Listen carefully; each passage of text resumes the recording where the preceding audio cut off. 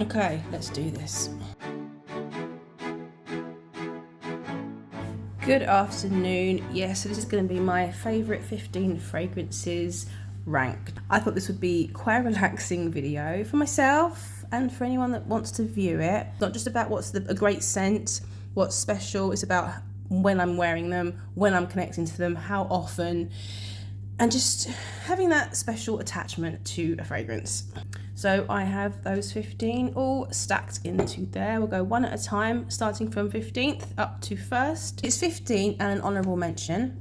And I had them all laid out on my bed. I took a while to select them and put them in the right order. And then I just put them all into this box and completely forgotten the order. So if the order is true and has some meaning, I should be able to very easily put them back in that order. So see, the first one I'm going to start with is my honourable mention. This isn't like a top 15 for life, by the way. This is just what I'd consider my 15 favourites. A 15 or 10 for life is a bit unrealistic. There's just too much pressure behind it, and it's not necessary. So these 15 are my current favourite 15, and when I say current, they're generally over the years I've had them, I've come back around to them pretty regularly. They are the ones I think about in the situation I bought them for pretty regularly. They're the ones that I think about when I think of a certain scenario, so there's connection. They represent a certain profile, and they are the best in that profile, in my opinion. Some of them are discontinued. Okay, I'm not gonna let that get in the way, but let's jump into this honourable mention. She's not part of my 15 because I only had her,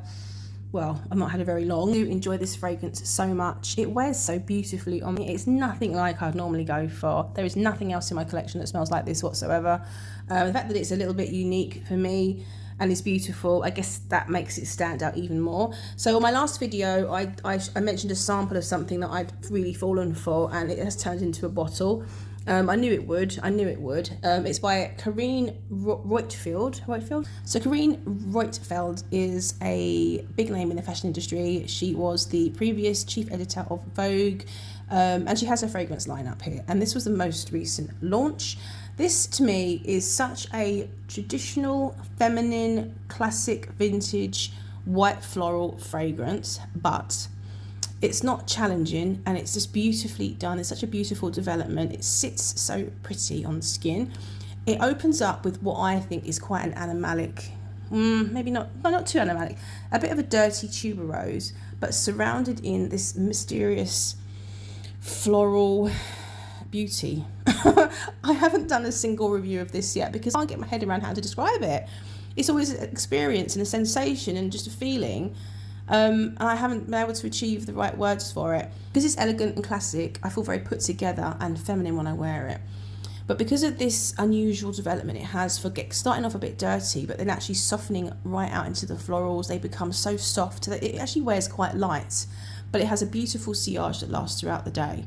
And like I say, very put together, very sophisticated, classic, and pretty and alluring. It has all these qualities without being too heavy and too challenging, or too heady, which is unusual for tuberose and me. But this is so beautiful. So I wanted that to be an honourable mention because, what's the matter, Nim? Because it still feel this way about this one in, say, 6 months, so I know it's made it to the top 15. But for now, she's an honourable mention and she's a beauty. So that is Forgive Me by Karine Roitfeld. So my number 15 is a beautiful sweet gourmand rose from Maison Lancôme. Last year or the year before, I had it in my top 10 for life. And the reason it's been relegated to the bottom of the line is simply because it's become a bit of a heavy, headache-inducing fragrance, but I still absolutely adore the scent. And it's a polarizing one. It's not for everybody. This is Rose's Berberanza. And she was always my most favoured going out scent, going anywhere, because it has a beautiful projection. It's really my style with this really sweet gourmand rose nature. Very heavy and dense and sickly syrupy, which is beautiful. And it has a lovely, unique twist from pistachio and honey, which gives it a sort of dirty fermented fruit vibe. And that's what puts a lot of people off. It's very challenging. It's been discontinued, but you can still get the odd bottle on eBay. I just think it's absolutely glorious. It smells a bit like baklava. Oily, syrupy, pistachio baklava that's been soaked in rose syrup, but it's more It's more rosy and more fruity than that. It's like a fruit punch that's fermented slightly, but it's so syrupy and dense. I think there's an alcoholic note of rum, I believe, in this. So you've got that boozy element. It's beautiful. I love it, but I've noticed that it can give me headaches now. So I'm really careful about when I wear it, unfortunately. Associate it now with a headache, but I still really love it, and I would hate not to have this because it is so gorgeous. So that is now in my 15th spot. So in the 14th spot here, we have a beautiful watery floral, and I think it's gorgeous in the spring and summer. This is my Burberry EDT. I've always really enjoyed this scent. Something a little bit unique about it though. I enjoy the fact that there's sweet pea in here. I haven't got any other fragrances that got sweet pea. There's a plasticky element. I always say this about this one. It's very much an April showers kind of a scent, really. There's something dewy and Macintosh related in your wellies, in the rain, but you have got florals around you. So spring flowers popping up, then you have that lovely atmosphere. This is what this scent is to me. It hasn't got that petrichor, which is a rainy cement kind of molecule, which gives you the sort of wet scent. It hasn't got that, so that's fine, because I don't really like that. This brings me a sort of plasticky wet sensation in a different way. I don't really know how I've done that, but it's just lovely because it has a sort of soft touch. The florals aren't too sharp. I just love it. Sweet pea is association with my dad, so that's a lovely touch as well. And I just find it very easy to wear. It's a splash kind of a scent. It's a splash of rain and a sort of slightly warmer day with pretty spring bulb type flowers popping up. A little bit kind of mystical because it has this sort of dewy, sort of maybe grey cloud thing going on. But I just love it. I really enjoy this fragrance so much. So that is my Burberry EDT. So in the 13th spot here, I've got a beautiful, pretty little fragrance from Dior, rosy fragrance. And I feel like Nicole Noir I would normally think of this as being one of my favourite Diors, and technically that should be in this spot. But I've noticed I've been enjoying this fragrance a lot more. I find it prettier, and I really enjoyed wearing it last year. This is Rose Gypsy. It's a very light rose scent. It's a splash of rose water on the stem, roses on the stem, and there is quite a stemmy feel in here. So you've got to like that Dior stem, greeny stem DNA that they tend to put in a lot of their florals. But again, with this one, I find it wears so pretty and so sparkly and so true to being this delicate pink rose. It always makes me think of the Rose Flower Fairy, which is what always been my favourite flower fairy. I don't know if you know what I'm talking about. Classic flower fairy illustrations, I absolutely love them, and the Rose Fairy was always my favourite. And it's so pure and light pink and innocent and pretty that this scent embodies that image for me. I had a huge bottle of this a few years ago, and I ended up decluttering it because I was pulling, or at least I thought I preferred Nicole Noir over it because that one's slightly sweeter. But this one, I think for the occasion that I wear this, which is usually right in the summer, this one just sits much nicer and lighter and more easy. And I do tend to get compliments with this. It's nice to get a compliment, especially when you're enjoying your own scent as well. So I do get compliments with this one, and it's just dainty and it's just pretty. I just enjoy wearing it. So she is my number 13. So my number 12 here is a complete step away from all these florals here. This one is very much a Christmas related scent, and despite the fact I generally would only wear it around Christmas time, I would love to wear it more, but it's so opulent, so special for that occasion that I don't want to wear it other times. It's just, yes, always going to pull it out Christmas Day, always will pull it out, you know, to any other special Christmassy days building up to it, because it just embodies something pure, perfect, celebratory, but a bit opulent and warming. I don't want to keep waffling on, I'm sorry. This is Atelier des Ors. This is Iris Fave. I absolutely adore this scent. It's one of those that I sniff, close my eyes, and it's like, could it be any better? How can a fragrance be so beautiful? Absolutely beautiful, rounded, opulent, smooth, warming, buttery orris with myrrh. Other notes in here, of course. I can never remember what they are. But it's a balsamic, a smooth, warm balsamic scent. I often say that it reminds me of a Victorian traditional Christmas, because there'd be baking, I don't know, Christmas pudding, something that has a wet, doughy, you know, pre-baked cake or some sort of pastry that's doughy and has currants and has Christmas spices. So it's not overly spicy, there's a hint. I don't know if there's nutmeg, but there could be. Beautiful mix of warming, delicious spices that you would put into a Christmas cake or Christmas bread or that kind of thing. But it's so mellow and it's so opulent and smooth. You've got those beautiful gold flakes. I love how it does remind me of the scent because it feels golden. It's got the myrrh in there as well, which of course is a very sort of Christmassy scent. If you're burning those sort of incense sticks, that kind of thing, it all just brings it back to this beautiful, traditional, opulent Christmas kind of a smell for me. You even get a slight rooty, licoricey anise thing happening. Buttery and beautiful. And she's gorgeous. She's my number 12. So that is Iris Var from Atelier des Ors. So 11 and 10 I keep swapping because I love them equally. I love them equally. They both have this unusual, very distinct character. They're completely different in their scent. They're both so special and mystical, magical to me. Let's just put them together. 10 and 11, 11 and 10, I don't know. They're both so completely different. Let's just talk about Confessions of a Garden Gnome. This is my first day of spring fragrance. This marks the first day of spring. It is this absolutely stunning, dewy, mystical garden fragrance. How I describe this scent may not match how one might smell this fragrance now, because from what I've smelled of someone I know who bought this recently, it does not smell the same. This one has this beautiful burst of bright, fresh green, lily of the valley, lily. There's this amber green here, I think, which is why I'm getting this dewy, mystical fog, as if there's a garden with this mystical, magical fog on it. And it's bringing this sort of dew, this magical dew. I'm getting that from the ambergris. There are woods in here. I think there's birch in here, but there's something effervescent and just alive. But you've also got this sort of illusion of a wet, fresh tobacco, like moss. There's a lot, I think there's oak moss in here. This moss is just bringing this ground that everything magical grows from. And it's so hard to explain this scent. I always think of the film Legend, a very young Tom Cruise and a very fantastic Tim Curry, a very magical fantasy film. This scent just brings all the beautiful elements in that film into this bottle. I noticed when I smelt the newer bottle that I didn't get the magic in that. It was much more flat. It hasn't got the mossy, the wet moss kind of sensation. It hasn't got any of that. So I don't think it's the same anymore, which is such a shame. But despite the fact that I know this probably is my only and last bottle, because I don't wear it very often, she's going to last me as long as I possibly can, by not overspraying, not overusing, and having it mark just those magical first days of spring, because that's where it's so alive and vibrant and beautiful.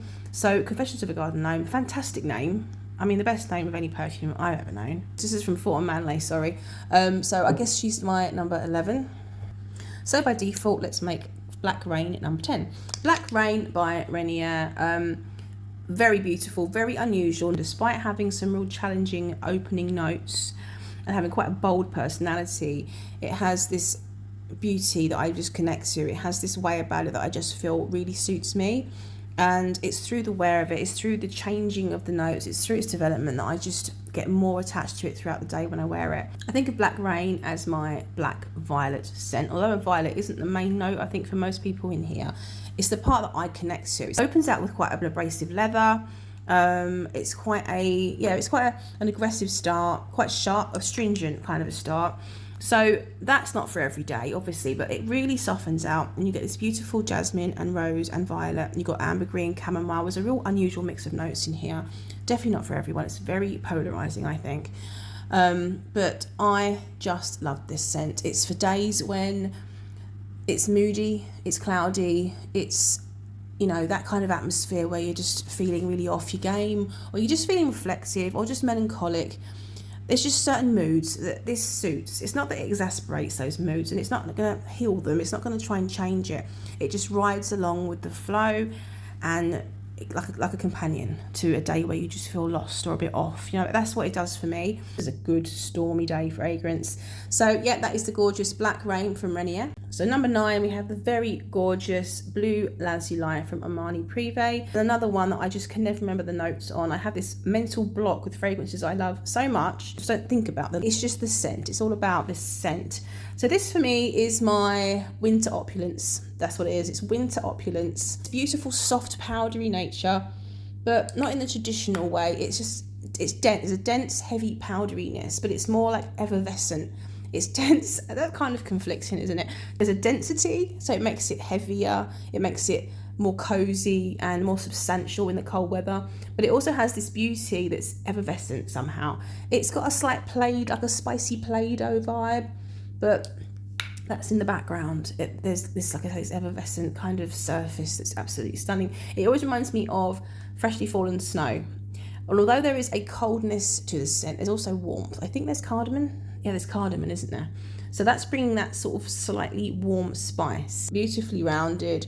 I used to think there was always violet in here. It used to give me this beautiful purpleness of powderiness, but there is no violet. Remember, there is tea in here. So tea, I guess, is bringing that refined lightness. Still a soft powdery element, but it's lighter. The tea brings the lightness. I remember when I first smelt this scent, I was walking through John Lewis and I saw this range all lined up, all looking really posh and snazzy, and just something that I wasn't worthy of. And I went straight to this blue bottle. It's one of my favorite colors, and sniffed it.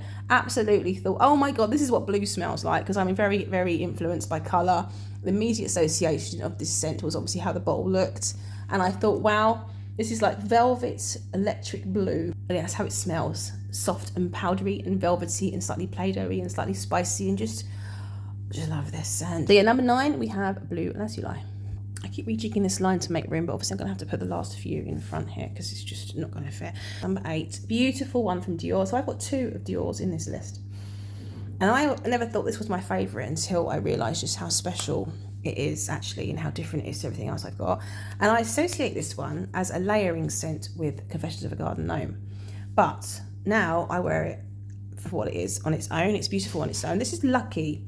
This is the beautiful Lucky, and it is such a simple green, watery green Lily of the Valley fragrance. Lily of the Valley I've grown to love more and more and more. What I like about this is it's clean, it's not soapy, it's not got that soapy horribleness. It's just clean and fresh and zingy and vibrant, and yeah, it's just, I love that about it. It's very ethereal, it's very pure and angelic. The Lily of the Valley is so delicate but true. There's nothing competing with it in here at all. It's watery but true. And I love how it dances off the skin, and it dances off the skin, I think, for any season, probably not autumn so much. I found myself craving this in winter. I have this sort of cold, crisp feeling, and that's what this was doing. This was beautiful for that. I think she's a special, very much a fairy, green fairy kind of scent. So there you go. That is my number 8. She's sticking with the fairy theme here. I have the quintessential fairy fragrance, and I think that everyone else who has a love for this scent will always say exactly the same thing. It's a fairy fragrance. This is, of course, Lolita Lempicka, but this is the EDT. The EDP is, I know, a very, very popular, iconic scent, and that's where it all started for this lineup. And there's so many flankers to that Lolita Lempicka, but this is my favourite by a long way, and it does remind me of the most elegant, well, not elegant, most ethereal, light-hearted, gorgeous little purple fairies embracing the woodlands and the green around them. It's just lighter and airier than that original heavy licorice, iris, violet, cherry scent that is obviously the more popular, iconic one. This one has ivy. It has more woody elements. It has a lot, I don't want to say, is it greener? I guess it is. It just has such an airier presence, light of heart, whimsical, stunning, all those sweeter elements that the EDP has, the licorice, the cherry, that kind of Parma violet. It's much more transparent in here, and it's just so pretty. It's discontinued, unfortunately. I was very lucky, got myself a backup bottle last year. I was so happy to have that. If fragrance can't, a sense of escapism or something to feed the imagination, then what can it be? And this is the ultimate one for that, and I absolutely adore it. So that is Lolita Lempicka EDT. So in the number 7 spot, we're going pink. We're going down in the pink direction, and things are getting serious now because we're going to hit the top 5. In the 6th spot, I have a very pink fragrance, and she absolutely deserves her 6th spot in this lineup because of a week ago, I didn't have her in my collection. And a few months before that, I decluttered this scent, okay, and I absolutely regretted it. I realised just how much I love this scent. Why on earth would I declutter something I love? I'll tell you why. Because it was safe. I thought of it as safe. It had lost its interest, and it was too typical of what I love, right? Which I know it sounds crazy to sell something like that, but I just thought I'd fallen out of love with it, and it had its day. Rose Peonia from Lancome. This is the quintessential, for me, a quintessential fruity, rosy, pink scent. Okay, this is really where I started off loving rosy scents that were more pink, that were sweet, and that's my typical kind of signature, I suppose. And it's very safe and very typical, which, like I say, was why I thought I didn't love it anymore. There's quite a dominant pink pepper in the opening, and the pink pepper does stay there throughout the scent, but it does get much fruitier and sweet. I love that the rose in here is very Turkish delight. It's a wet kind of rose. It's like like a dewy rose. It's very dewy. The fruitiness is from raspberry. Is there lychee in here? Probably not. I think it's just raspberry. So it has the classic pink, rosy, fruity style that I think a lot of the trends are following. You know, obviously all inspired from Delina. But this one is very, like I say, very dewy, very beautiful, very sweet, very girly, very youthful, light of heart, easy to wear, friendly, and not too heavy and not too musky, and just it's kind of perfect, really. It didn't quite make the top 5 because I figured the special elements, you know, that make it stand out aren't there. But certainly in terms of versatility and just feeling so safe and connected to a scent that's so me, she absolutely deserves to be in the 6th spot. And I'm so pleased I got this one back. I'm so pleased about it. So the very fun, flirty, delicious, rosy peony. Yes, there's peony, of course, in there as well. That actually brings that typical shampoo-y kind of a pink vibe, but it's not too much in here. I think it's more rosy. But yeah, we have the lovely rose peony back in my collection. So number 6, where have I gone? I've gone off on one, haven't I? Rose peony in number 6 spot. So here we go, top 5 fragrances. Number 5, I just mentioned her. She's iconic and she's a classic. She's become a classic, I think. This is a classic Delina from Parfums de Marly, the original OG Delina. She is a stunning, iconic fragrance. She has inspired so many fragrances. You can love her or hate her, but you can definitely appreciate the influence that this fragrance has had in the fragrance community. Beautiful Turkish rose, beautiful, I don't think it's that tart, but beautiful contrasting rhubarb, juicy pink lychee. You've got peony in here as well. I think there's a hint of nutmeg in here. Is there incense? I can't remember. I always think of a bridal scent when I smell this because it's so flouncy and pretty and girly and kind of textural, like velvet, like cushy, like a cushion, like a plush pink cushion. I wore this recently. And it's obviously, we're in winter, so it doesn't matter, whatever. I don't get to go to many places. I'm just going to start wearing everything I love. That's my cat making a weird noise. I don't know what he's doing. What are you doing? It's Angus. I swear he talks. I was out shopping and I sprayed this. My sister said, it smells like sugared almonds. And I thought, well, that's quite a nice way to put it, actually. Because, yes, it has a sugary feel, an elegant sugary feel. And that's kind of a bridal scent to me, a sugared almond. If the peony stands out more on your skin, it becomes more shampoo-y. It's as pretty as it is plush. It's as dainty as it is opulent. I think it ticks so many boxes if you love your pink, fruity, floral, girly scents. The rhubarb gives it a lovely break from just being another pink rose scent. And I don't know if it's Tonka or whatever's in the base bringing the powdery element, but it doesn't make it powdery. It makes it plush and velvety and a bit opulent. And it's just a stunning rose scent. I absolutely adore Delina. So there you go. That is my number 5. So number 4. I feel like I need someone to pull me away from it once I start sniffing it. It's like a drug.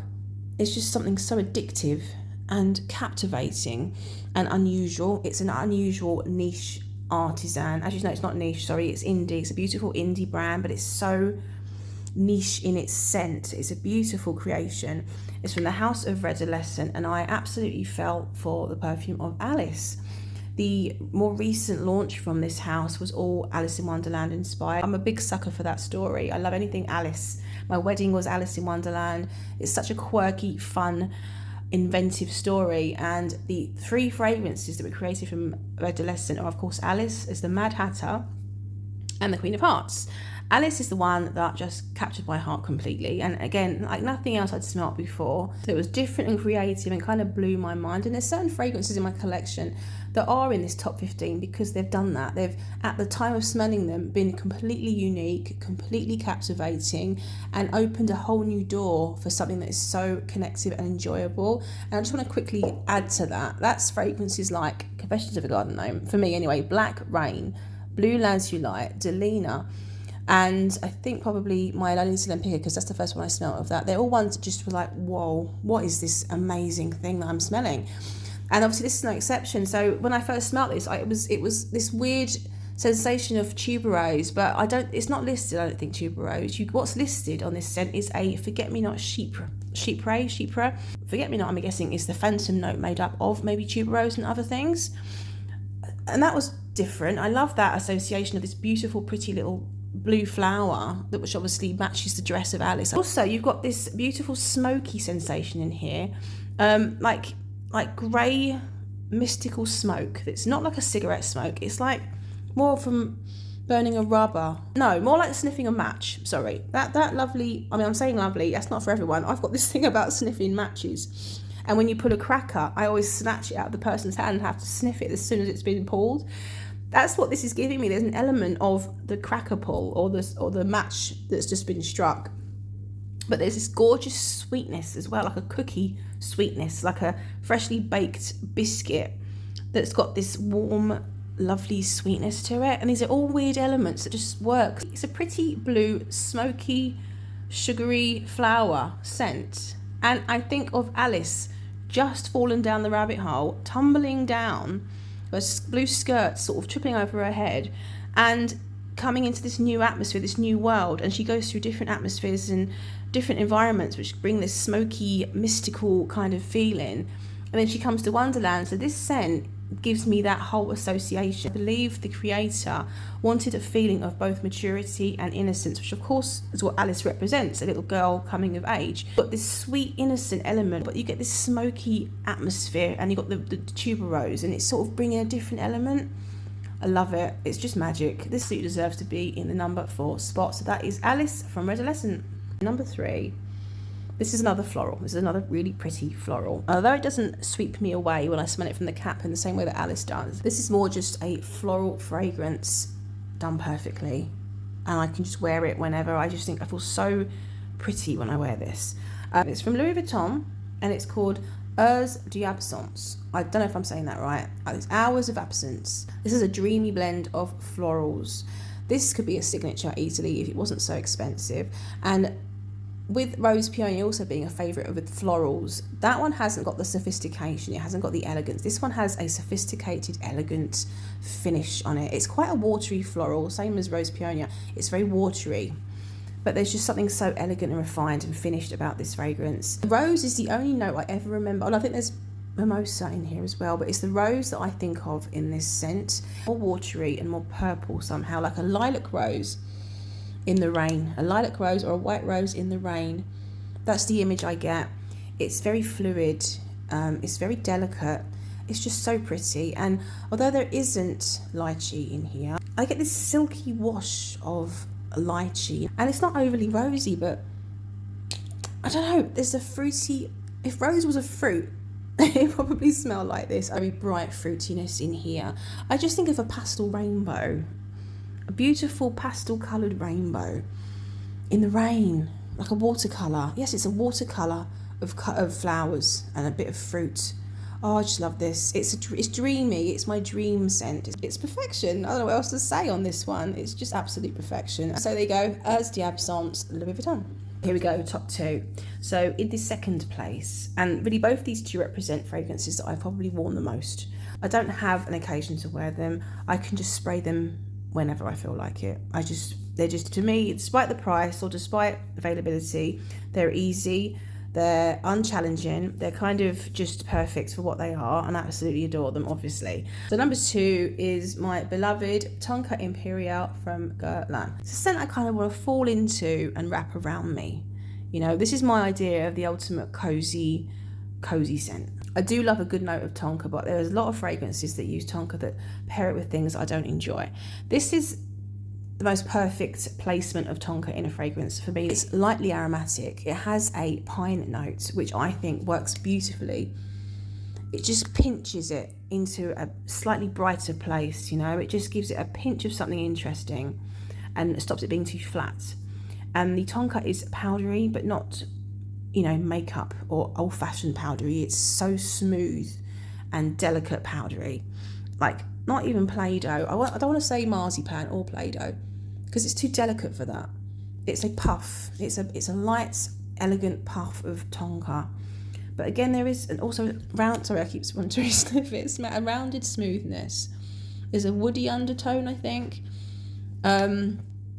It's very classic in that it does smell a bit like a boudoir. You know, there is, like I say, that powdery.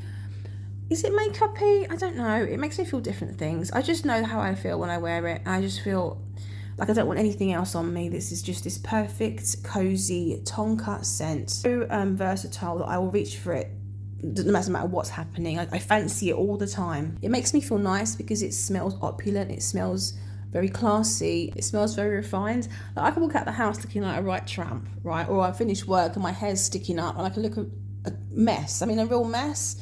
And I'll have a decant of this in my bag. I'll spray it on and I just don't care. I just feel like, you know what? The scent speaks for itself. It's an illusion. How I look is an illusion. People will smell this and go, oh no, she looks great. So I like how it makes me feel, I guess is where I'm going. And it's so versatile that it is just a scent I can spray all the time on anything, on me, on what I'm wearing, maybe on a cushion. It's just that scent I just want to keep walking into and keep smelling, and it's just so perfect. So Tonka Imperial, number 2. So number 1, drum roll. This scent is just my Goldilocks rose. It's a bit of this, it's a bit of that. It suits every occasion. It's the one I've most worn in general. It's the closest thing I've got to a rose smelling red, actually. Mostly I have pink roses, but this is just that little bit of a kick up the arse with colour. So I don't know, you might guess, this is Rose Rouge from Van Cleef and Arpels. I do think the rose smells very red in here. It's quite a noticeable fruit and patchouli, raspberry patchouli. So it's a patchouli, I guess, but I feel like it's a step up from what you might consider to be a typical patchouli. Like where you've got things like Trésor, La Nuit Trésor. I guess it's in that profile, but this one doesn't smell like that dirty, cheap patchouli, which I think Trésor can do. This is like that, but it's more refined. The rose, you can detect the rose. It smells like a proper red rose. But it's sweet. It's definitely a syrupy, sweet one. The vetiver and the patchouli are there to just, give it some great balance. There's chocolate in here as well. So there is a darker edge to this, but it's not a heavy scent. There's nothing too loud or shouty and challenging. It's easily a day wear scent as well because it wears kind of like a medium sort of projection, that kind of thing. So in a way, you've got a Goldilocks zone here in terms of scent, projection, and occasion to wear it. It's just a really good all-rounder for me. I've always said I love a rose that's paired with raspberry. It just brings out all the best elements of the rose for me. I do love, I'm a real sucker for a sweet rose, but nothing that's too juvenile or too typically shampoo-y, if you know what I mean. The sweet raspberry red rose is where I connect to it the most. I love how syrupy sweet it is without being cloying or dense or heavy. Woody patchouli and vetiver makes it feel grounded. This woody, very sweet red rose, fruity red rose, is the most versatile for me, comfortable. I'm incredibly familiar with it. I don't get bored of it. It's still got a nice balance of notes. It's still interesting. And it's very tasty and delicious and sweet. And so it has that really appealing gourmand element. It's not a gourmand, I don't think, but it's certainly sweet. It's a Goldilocks gourmand woody rose. There you go. Is my number 1. There we go, my favourite 15 fragrances ranked in order, plus 1 honourable mention. That was an interesting exercise. So anyone wants to do this, it's not a tag or anything, but if you've got this many fragrances and a lot more, I guess it's interesting to see what 15 are your favourites and if you're able to rank them. And it is all subjective, whether that heavily influences choice. And if I was to do this in summer, autumn, there will be different. So I'm sure there will be a different order. Well, there might be. That's it. I'm going to stop waffling. Thanks so much for joining me on this video. I hope you enjoyed it. That's all from me. See you on my next one. Over and out. It's called Forgive Me. Corinne Roitfeld. Corinne Roitfeld.